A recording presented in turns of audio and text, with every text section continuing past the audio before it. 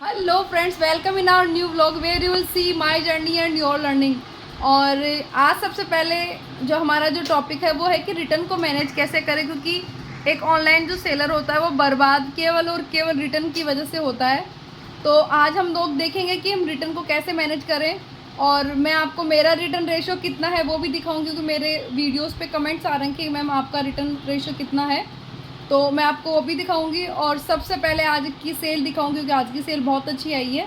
तो सबसे पहले आज की सेल देखते हैं, उसके बाद में जो आज का हमारा टॉपिक है कि हम रिटर्न को कैसे मैनेज करें वो हम लोग डिस्कस करते हैं। फ्रेंड्स, आज के हमारे जो ऑर्डर हैं वो हैं फ्लिपकार्ट पे 3 ऑर्डर प्रोसेसिंग के अंदर पेंडिंग में है, आरटीडी में 0 है और पेंडिंग हैंड ओवर में 17 ऑर्डर हैं। अब हम देखते हैं आज के मीशो के ऑर्डर। और आज हमारे मीशो के ऑर्डर बहुत अच्छे हैं, और होल्ड में 5 हैं, 0 में पेंडिंग में 0 है और रेडी टू शिप में है 106 ऑर्डर। और जैसा कि आज आपने हमारी सेल देखी, और आज की सेल वाकई में बहुत बढ़िया थी। और आज सारा दिन मुझे टाइम भी नहीं मिला, क्योंकि अभी मैं अकेली सारा काम देख रही हूँ यहाँ पे। और आज को मैं आपको सबसे पहले तो मैं मेरी रिटर्न दिखाती हूँ कि मेरा मीशो पे रिटर्न परसेंटेज कितना है। ये हमारा मीशो का पैनल है, और इस पे जो हमारा रिटर्न है वो जो कस्टमर, आप सभी को पता है कि रिटर्न्स 2 टाइप के होते हैं, एक तो कस्टमर रिटर्न होता है, एक आरटीओ होता है। हमारा कस्टमर रिटर्न है वो लास्ट 1 मंथ का 2.07% है, मतलब 242। आपको पता है मैं पिछले मंथ के अंदर 12 डेज़ की हॉलीडेज़ पे थी, तो ऑर्डर्स वगैरह कम थे। तो मेरा जो कस्टमर रिटर्न है वो 242 ऑर्डर जो डिलीवर हुए हैं, उसके ओनली 5 कस्टमर रिटर्न है।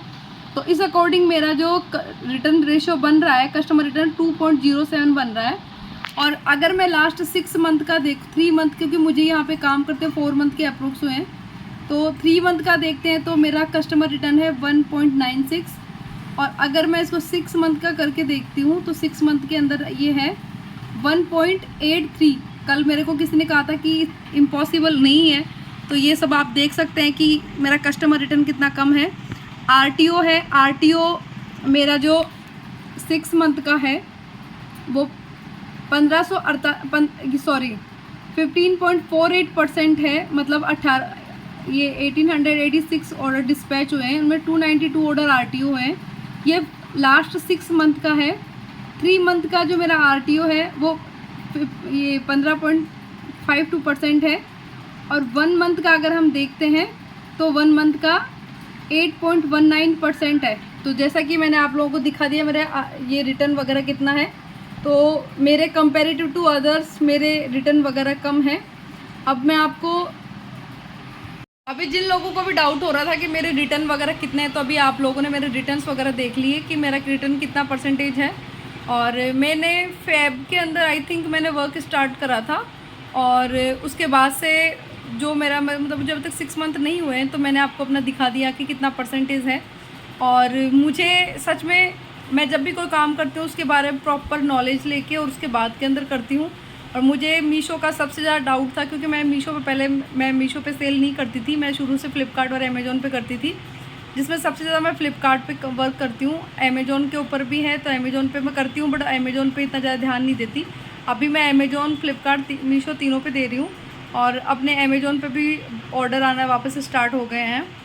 और मैं भी आपको बताऊंगी कि रिटर्न्स को मैनेज कैसे करना है, और आप लोग भी अपने रिटर्न्स को कैसे मैनेज कर सकते हैं। तो आप इस वीडियो में लास्ट तक बने रहें। और जो भी आपके फ्रेंड्स ये ई-कॉमर्स का काम करते हैं, प्लीज़ आप उनको भी ये शेयर करें कि वो भी नुकसान होने से उनको भी बच जाए। तो अभी हम लोग डिस्कस करते हैं। मैंने कुछ एक पॉइंट्स वगैरह, मैंने पूरा डिटेल वीडियो बनाया है उस पर, तो मैं आपको बताती हूँ उसके बारे में। तो हमारा जो टॉपिक है कि हम लोग रिटर्न को कैसे मैनेज करें, तो इसके लिए कुछ एक पॉइंट्स जो है मैंने खुद ने नोट डाउन करे हैं। तो सबसे पहले आपको देखना है कि जब भी आप कोई लिस्टिंग करते हो तो उसकी आपको एक्यूरेट डिस्क्रिप्शन और एक्यूरेट इमेज डालनी है। ये नहीं कि प्रोडक्ट किस तरह अलग तरह का दिख रहा है, प्रोडक्ट के अंदर फिनिशिंग भी वैसी नहीं है और आपने इमेज अच्छी डाल दी, तो कस्टमर की एक्सपेक्टेशन ये होती है कि मेरे को ऐसा प्रोडक्ट मिलेगा, और जब उसकी एक्सपेक्टेशन के अकॉर्डिंग कोई प्रोडक्ट नहीं मिलता है तो उसको रिटर्न कर देता है। सेकंड, जब भी आप कोई प्रोडक्ट सेंड कर रहे हैं तो आप डिस्पैच से पहले एक बार उसकी क्वालिटी चेक करिए कि कहीं डैमेज तो नहीं हो रखा है, कहीं कोई इशू तो नहीं है, कहीं कोई वापस नहीं आ जाएगा। आप मानोगे नहीं, मैं किसी प्रोडक्ट को जब चेक करती हूँ, मुझे अगर 1% भी अगर ये डाउट लगता है कि इस प्रोडक्ट के अंदर या फिर इसका लेबल ठीक नहीं लग रखा है, इसका कुछ भी है, मैं उस प्रोडक्ट को रिटर्न मतलब उसको पैक करके मैं नहीं भेजती, क्योंकि वैसे तो मुझे लॉस कम होगा, बट अगर वो रिटर्न आता है तो बहुत बड़ा लॉस होता है। तो आप भी इन चीज़ों का ध्यान रखिए कि जब भी आप अगर कोई प्रोडक्ट भेज रहे हैं तो उसको डिस्पैच करने से पहले, पैक करने से पहले आप देखिए कि कहीं टूटा हुआ तो नहीं है, कहीं साइज का इशू, तो प्रॉपर चेक करने के बाद में ही आप उसको डिस्पैच करिए। थर्ड के अंदर एक ये है कि आप लोगों को कस्टमर को अपने प्रोडक्ट के बारे में एजुकेट करना है। जैसे काफ़ी सारे प्रोडक्ट ऐसे होते हैं कि आप सेल कर रहे हैं, सपोज करो आप कोई नया प्रोडक्ट ऐसा लेके आ रहे हैं, कस्टमर को यूज करना नहीं आता, तो या तो आप उसके अंदर जब अपना प्रोडक्ट वगैरह लिस्ट करते हैं वहाँ पे कोई वीडियो इस तरह की डालो कि उनको पता चले कि इसको यूज कैसे करना है। बहुत बार ये होता है कि कस्टमर प्रोडक्ट को प्रॉपर तरीके से यूज नहीं कर पाता और उस वजह से वो उस प्रोडक्ट को रिटर्न कर देता है। तो इन चीज़ों का भी आपको ध्यान रखना है कि कस्टमर को उस प्रोडक्ट के बारे में एजुकेट करें। उसके ऊपर अगर आप वीडियो बना के नहीं दे पा रहे हैं तो आप उसके लेबल के ऊपर इस तरह का कुछ हो या उसके अंदर कुछ पेपर वगैरह इस तरह का डालें कि उनको पता चले कि इस प्रोडक्ट को किस तरह से यूज करना है। तो इन चीज़ों का भी आपको ध्यान रखना है।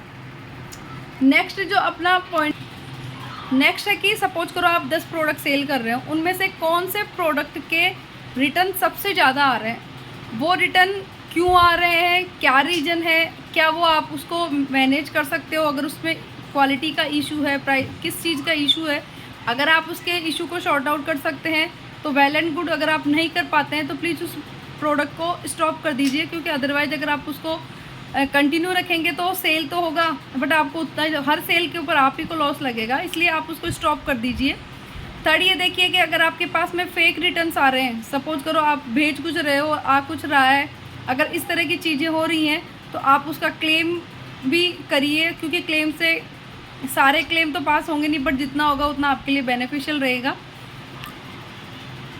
लास्ट पॉइंट है कि आपको जब भी किसी प्रोडक्ट को पैक करके भेज रहे हैं तो आपको उसकी ब्रांडेड पैकेजिंग करनी है, आप उसको उसकी पैकेजिंग अच्छी से करनी है कि कस्टमर एक बार ये देखे कि नहीं ये कोई मतलब कोई ब्रांड इसी तरह से नहीं है, कोई लोकल नहीं है, इन्होंने अच्छे से अपनी पैकेजिंग वगैरह करी है। तो एक ब्रांड इमेज जब बनती है तो कस्टमर का एक उसको रिटर्न वगैरह नहीं करता, एक बार प्रोडक्ट को देखता है, उसको समझने की कोशिश करता है। तो जब भी आप कोई प्रोडक्ट सेल करें तो उसकी प्रॉपर पैकेजिंग होनी चाहिए। कई लोग देखते हैं कि पैकेजिंग के ऊपर तो फालतू का खर्चा हो रहा है, जाके अगले को फेंकनी है, तो वो मतलब नहीं है कि अगले को फेंकनी है। आपको ये ध्यान रखना है कि ये मेरा प्रोडक्ट है, इसको मैं प्रॉपर तरीके से इस तरह से भेजूँ कि बंदे के पास जब वो प्रोडक्ट जाए तब उसको एक ये हो कि वो एक बार देखिए मैंने किस टेलर से मंगवाया और प्रोडक्ट में कितने अच्छी तरीके से आया है।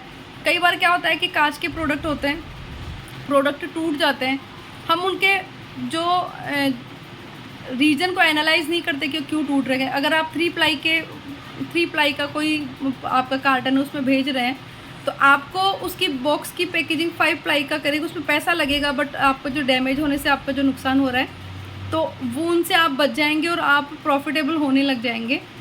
तो आज के लिए मैंने जो आप लोगों को बताया, आप इन सभी चीज़ों पे ध्यान देना है। और अगर फिर भी इन सब चीज़ों के करने के बावजूद भी अगर आपके रिटर्न्स वगैरह कम नहीं हो रहे हैं तो प्लीज़ जिस प्रोडक्ट के अंदर रिटर्न ज़्यादा है उस प्रोडक्ट को सेल करना बंद कर दीजिए और कोई दूसरा प्रोडक्ट आप चूज करिए। Okay guys, bye. आज के लिए इतना ही, मिलते हैं किसी नेक्स्ट टॉपिक पे नेक्स्ट ब्लॉग के अंदर।